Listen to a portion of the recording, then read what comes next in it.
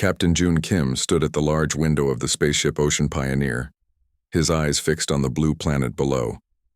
It was Hydra 9, a world covered completely by water. The ship's lights reflected on his face as he studied the swirling storms on the planet's surface. "Beautiful, isn't it?" he said to no one in particular. Behind him, 3 aliens shifted uncomfortably. They were representatives of the Galactic Federation. Their skin was dry and scaly, adapted to desert worlds, not water. "Captain Kim," said the tallest alien named Taro. "We thank you for coming. Our situation is desperate." June turned from the window. His weathered face showed years of experience in Earth's deepest oceans. "Tell me again why the mighty Federation needs humans for this mission." Taro's assistant, a small female alien named Pela, stepped forward with a data tablet. 12. Federation teams have gone to water planets. None returned. We simply cannot function in such environments. Her voice trembled slightly. Our bodies collapse under pressure. Our technology fails. Water worlds are classified as extreme hazard zones. The third alien, a scientist named Morrow, added, "We need certain minerals found only on these planets. Without them, our faster-than-light drives will fail within 5 years. All interstellar travel would stop." June smiled slightly. "And then humans arrived on the galactic scene." "Yes," Taro nodded. "Your species is unusual. You evolved from sea creatures. You still carry water inside your bodies. You explore your oceans for pleasure. It is most strange to us." "What's strange to you is natural to us," June replied. He turned back to look at Hydra 9. "My great-grandmother dove to the bottom of Earth's Mariana Trench. My father explored the methane seas of Titan. Water is in our blood." "Will you help us?" Pela asked. June didn't answer immediately. Humans were newcomers to the galactic community. Many older species looked down on them as primitive. This mission was an opportunity to prove humanity's worth. "Show me the exact location of these minerals," he finally said. Morrow projected a 3D map of Hydra 9. "Our scans show large deposits here, approximately 5 kilometers below the surface. The pressure would crush any of our vessels." June studied the map carefully. "Those are deep waters, but not impossible. I'll need to bring in my specialized team." "Whatever you require," Taro said quickly. "The Federation will provide all resources."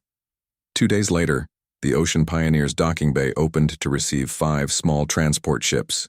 June greeted each team member personally as they arrived. Dr. Min Park stepped off first, carrying containers of scientific equipment. She was the top marine biologist from Earth's Deep Ocean Research Center. "Captain Kim, the data on this planet's chemistry is fascinating. The water has unique properties unlike anything in our solar system." Next came engineer Dae Lee with his technical team. They immediately began unloading specialized diving equipment. "These pressure suits can withstand depths that would crush standard Federation technology," he explained to the watching aliens. Pilot Su Kong arrived with 3 experimental submersibles. "Just finished testing them in Jupiter's liquid hydrogen layers," she said with pride. "If they work there, they'll work here." The Federation observers watched the humans with a mixture of hope and doubt.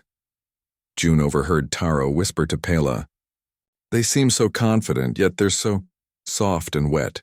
That evening, June gathered his team for a briefing. Federation scans and failed mission reports covered the walls of the meeting room. "The Federation has classified Hydra 9 as deadly," June explained. "But what's deadly to them might just be home to us." Min studied the biological readings. "There's something odd about these scans. They show energy patterns that could indicate intelligent life." "The Federation found no evidence of civilization," Dae pointed out. "Maybe they weren't looking correctly," Sue suggested. "Not all intelligent life builds cities that rise above the water." As the team discussed the mission, a Federation observer named Very approached June privately.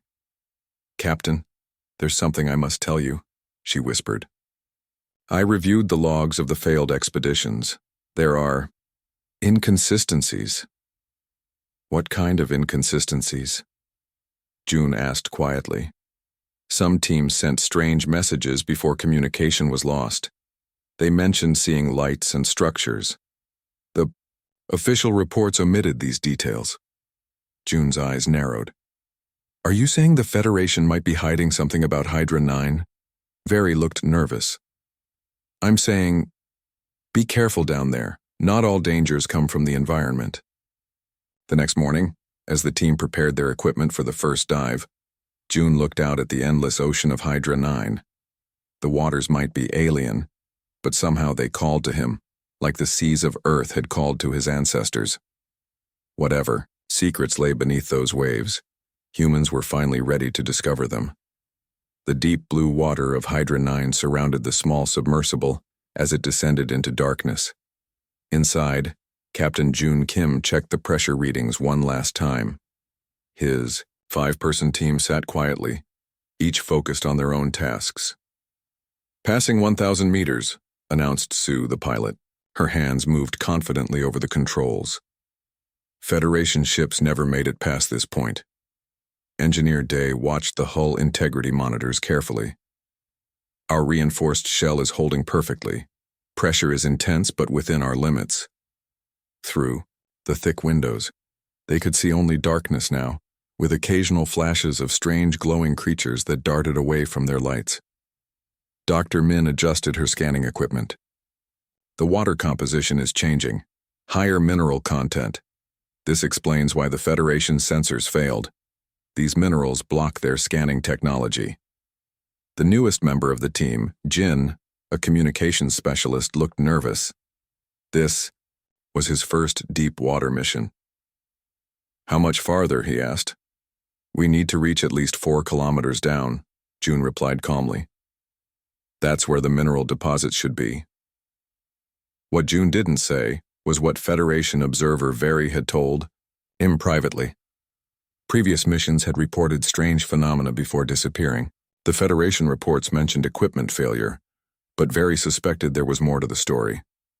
As the submersible passed the 2-kilometer mark, the water outside began to glow with tiny particles of bioluminescence. It was like diving through a galaxy of stars. This is beautiful, Jin whispered, his fear temporarily forgotten. Min was recording everything. These organisms are unlike anything in Earth's oceans. They seem to be communicating through light patterns. Suddenly, Sue tensed. Captain, something large is approaching from below. The team fell silent as a massive shape emerged from the depths. It was at least twice the size of their submersible, moving with surprising grace for its size. Is it some kind of whale? Jin asked, his voice shaking. Min studied her readings. Not exactly. Its body structure is different. More engineered. The creatures circled their vessel, clearly studying them. Now they could see it had a streamlined body with what appeared to be tools attached to its sides. That's not natural, Day said quietly. Those are manufactured components. June made a decision. Sue, hold position. Don't make any aggressive moves. Min, record everything. Day, prepare the communication array. You think it's intelligent? Jin asked. I think the Federation missed something very important about this planet, June replied. The creature came closer to their window. Now they could see it had eyes. Large, intelligent eyes that studied them carefully. What they had thought was one large organism was actually a smaller being inside some kind of underwater vehicle. It's a pilot, Sue realized. Like me. That's some kind of submersible suit. June slowly raised his hand in greeting. After a moment's hesitation, the creature extended what looked like a webbed hand against the glass. Attempt communication, June ordered. Jin activated the sound transmitters. These converted voice to underwater sound waves that could travel through the dense water. We come in peace. We are humans from planet Earth. The creature tilted its head, then moved back slightly. It made a series of clicking sounds that resonated through the water and into their vessel. Min's equipment recorded the sounds. It's definitely language, complex patterns, intelligent communication. The creature gestured for them to follow, then turned and began to swim deeper. Captain? Sue asked, waiting for orders. June considered their options. The Federation would want them to ignore this discovery and focus on the minerals. But this changed everything. Follow it, he decided. Maintain safe distance. As they descended further, more lights became visible below. Not random bioluminescence, but organized patterns, structures, a city under the sea. The Federation couldn't have missed this, Day said in disbelief. Their scans would have shown something this large. Unless they didn't want to find it, June replied grimly. Very warned me there might be more to this mission than collecting minerals. The underwater city grew clearer as they approached. Domed buildings were connected by transparent tubes. Gardens of strange plants grew in circular patterns. And everywhere, there were more of the water beings, swimming freely or using vehicles similar to the one guiding them.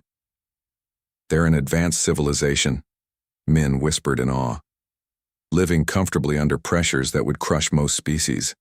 Their guide led them toward what appeared to be a large central structure. A docking area extended outward, clearly designed for vessels. They want us to dock, Sue realized. Jin looked nervous again. Captain, should we report this to the Federation first? No, June decided firmly. We need to understand what we're dealing with before we report anything. The Federation wasn't honest with us about this planet. As Sue carefully maneuvered their submersible toward the docking area, the team prepared for first contact with a species the Federation had either missed entirely or deliberately hidden. Remember, June told his team, we represent all of humanity. Now, whatever happens next will determine how these beings see our entire species. The docking clamps engaged with a gentle thud. They had arrived in an underwater civilization completely unknown to the rest of the galaxy. Remember to act according to your guidelines, including citation guidelines. Water pressed against the outer hull of the human submersible as it locked into the docking station.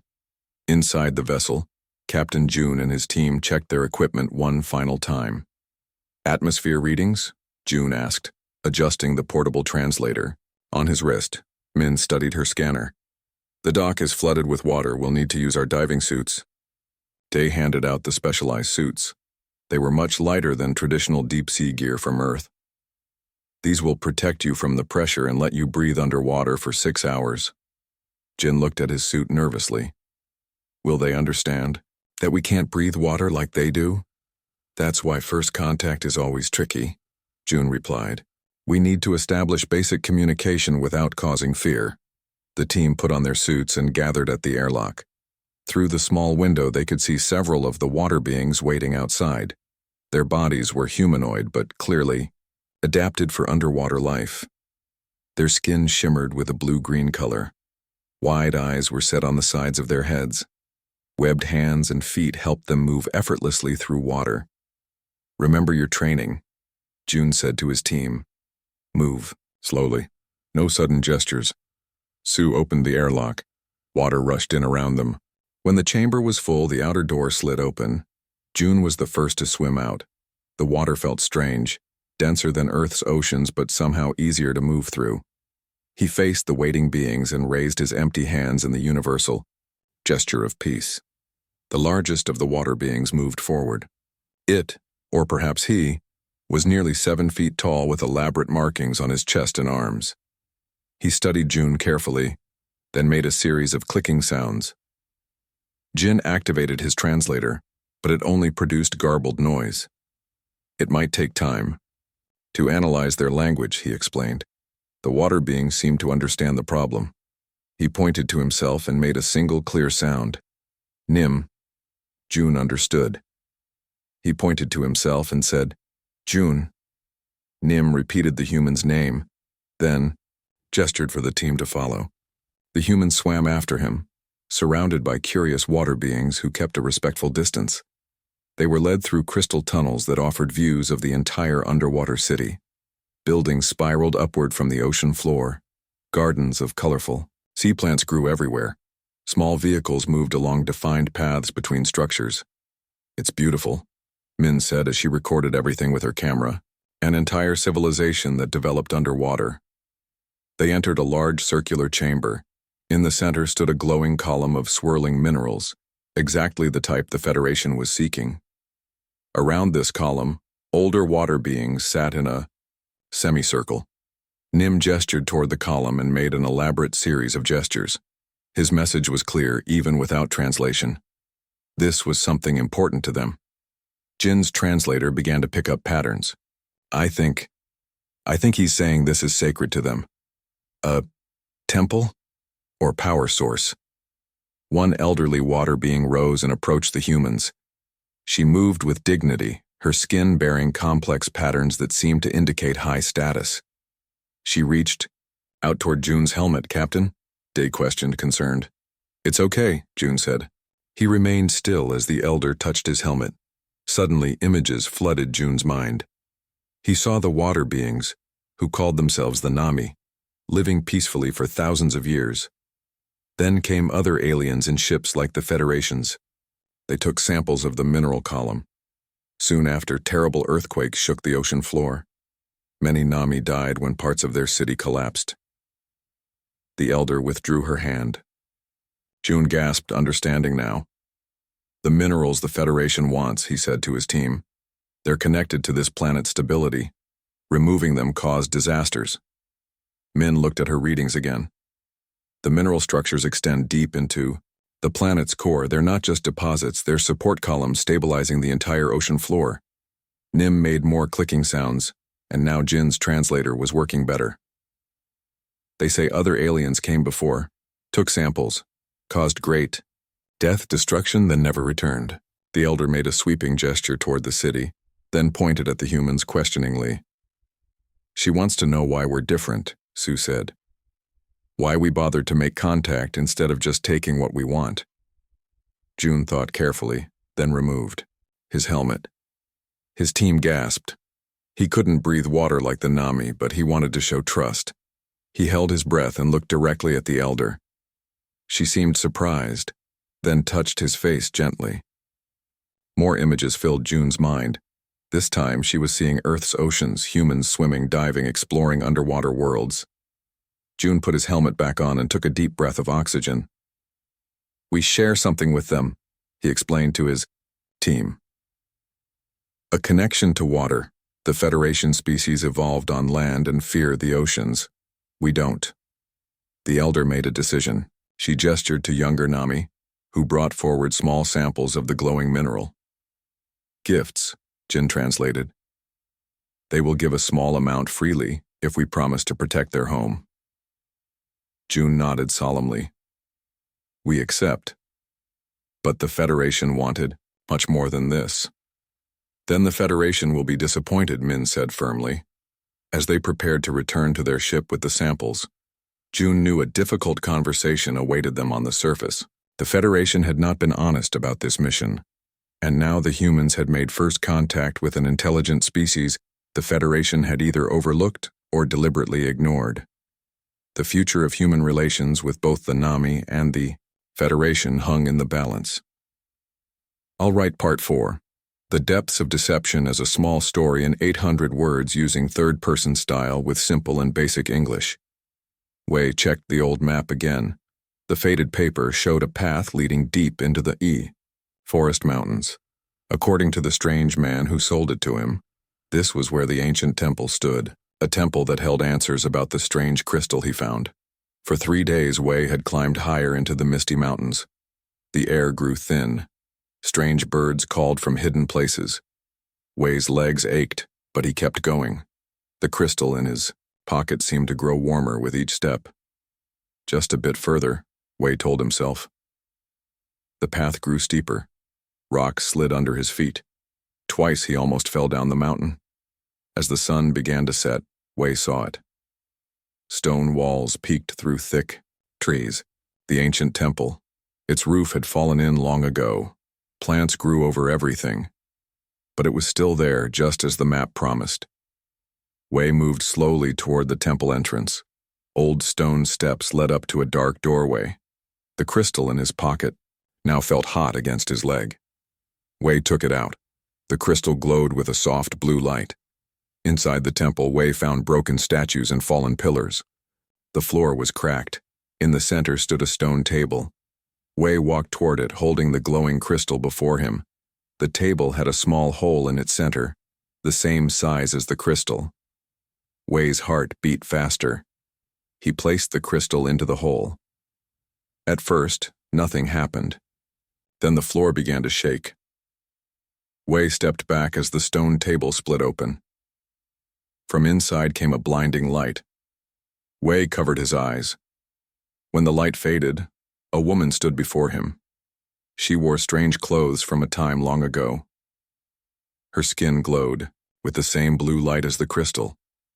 "You have awakened me," the woman said. Her voice echoed strangely. "Who are you?" Wei asked. "I am Mei Lin, guardian of the crystal," she said. "And you have been tricked." "Tricked?" Wei's stomach tightened. "The one who gave you the map. The one who led you here. He is Li Feng, and he is my enemy. He could not enter this temple himself, so he sent you." Wei remembered the strange man with the map, his friendly smile, his eager help. "But why?" "The crystal holds great power," Mei Lin said. "In the wrong hands it brings only destruction. Li Feng has wanted it for centuries." "Centuries? How is that possible? The crystal extends life. Li Feng was once a guardian like me, but he grew hungry for power. He wanted to use the crystal to control others." Mei Lin's eyes grew sad. "I stopped him, but could not destroy him. Now he has found a new way to get what he wants. Through you." Wei felt cold. "What will happen now?" "Li Feng will come. He knows you have opened the temple. He knows the crystal is active." Mei Lin touched Wei's arm. "You must decide whose side you are on." As if answering her words, there was a noise outside. Wei turned to see a shadow in the doorway. The strange man from the village stood there, but he looked different now. Taller, stronger. His eyes glowed red in the darkness. "Thank you for your help, young man," Li Feng said with a cruel smile. "Now step aside." Mei Lin moved between Wei and Li Feng. "He knows what you are now. He will not help you." Li Feng laughed. "He already has." Wei felt something pull at him. Looking down, he saw a mark on his hand where he had touched the crystal. It was glowing red now, pulling him toward Li Feng. "You are connected to the crystal and to me," Li Feng said. "You cannot fight it." Wei felt his legs move against his will. He tried to stop but could not. Each step took him closer to Li Feng. Mei Lin grabbed Wei's arm. "Fight it. The crystal responds to what is in your heart. If your heart is true, you can break his control." Wei closed his eyes. He thought of his village, his family, the people who would suffer if Li Feng got what he wanted. Wei pushed back against the pull with all his strength. The mark on his hand burned. Pain shot up his arm. Wei cried out but kept fighting. Suddenly, the pulling stopped. Wei opened his eyes. The mark had changed from red to blue. Li Feng's face twisted with anger. "This is not over," he hissed. "You have made your choice. Now you will face what comes." As Li Feng backed away into the darkness, Mei Lin turned to Wei. "The real fight has just begun," she said. "Are you ready?" Wei looked at the glowing crystal, then at his marked hand. There was no going back now. "I'm ready." Morning light streamed through the broken temple roof. Wei opened his eyes slowly. He had slept on the cold stone floor, too afraid to leave after Li Feng's threat. Mei Lin sat nearby, her blue glow dimmer in the daylight. "We must go," she said when she saw Wei was awake. "Li Feng will return with help." Wei stood up, his body stiff and sore. "Where can we go? What do we do with the crystal?" "There is a place," Mei Lin said. "A hidden temple deep in the valley. My sisters guard it. The crystal will be safe there." Wei touched the blue mark on his hand. It tingled under his fingers. "Will this mark ever go away?" "The crystal has chosen you now. You are linked to its power." Mei Lin smiled sadly. "For better or worse." They left the old temple, taking the crystal with them. Wei wrapped it in cloth and put it deep in his bag. Even covered, he could feel its warmth against his back. The path down the mountain was steep. Twice they had to hide as strange men passed by. Men with red marks on their hands, just like Wei's blue one. Li Feng's followers, Mei Lin whispered. They have given themselves to him. He shares a small bit of the crystal's power with them. By midday they reached the valley floor. A river rushed nearby, swollen with spring rains. We must cross, Mei Lin said. My sister's temple is on the other side. The river looked angry and wild. Is there a bridge? Wei asked. Mei Lin shook her head. Not anymore. They walked along the bank, looking for a place to cross. The water rose higher with each passing hour. Wei could see dark clouds gathering in the mountains. More rain was coming. The water rises too quickly, Mei Lin said with worry in her voice. This is not natural. Wei looked back the way they had come. On a high ridge stood a figure. Even from far away, Wei knew it was Li Feng. His arms were raised to the sky. He's controlling the water, Wei said. He's trying to trap us. Mei Lin nodded. We must cross now or we never will. They found a place where large rocks broke the water's flow. Carefully, they began to hop from stone to stone. The water rushed around them, spraying their legs with icy drops. Halfway across, Wei heard a roar. Looking upstream, he saw a wall of water racing toward them. Jump! Mei Lin screamed. Wei leaped to the next rock just as water crashed over the one he had been standing on. The river was rising faster now. A rock disappeared under the brown water. Then another. We won't make it. Wei shouted over the roar. Mei Lin grabbed his arm. Use the crystal. It responds to you now. Wei pulled the crystal from his bag. It glowed, brightly, almost too bright to look at. The mark on his hand burned. What do I do? He asked. Feel its power. Direct it at the water.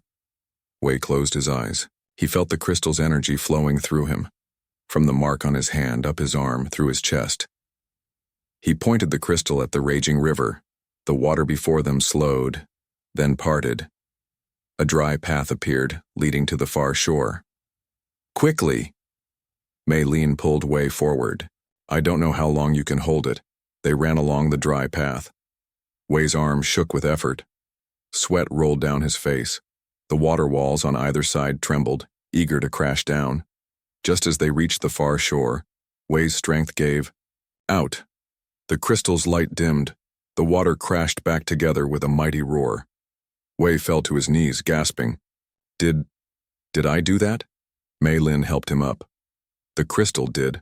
Through you. From across the river came an angry shout.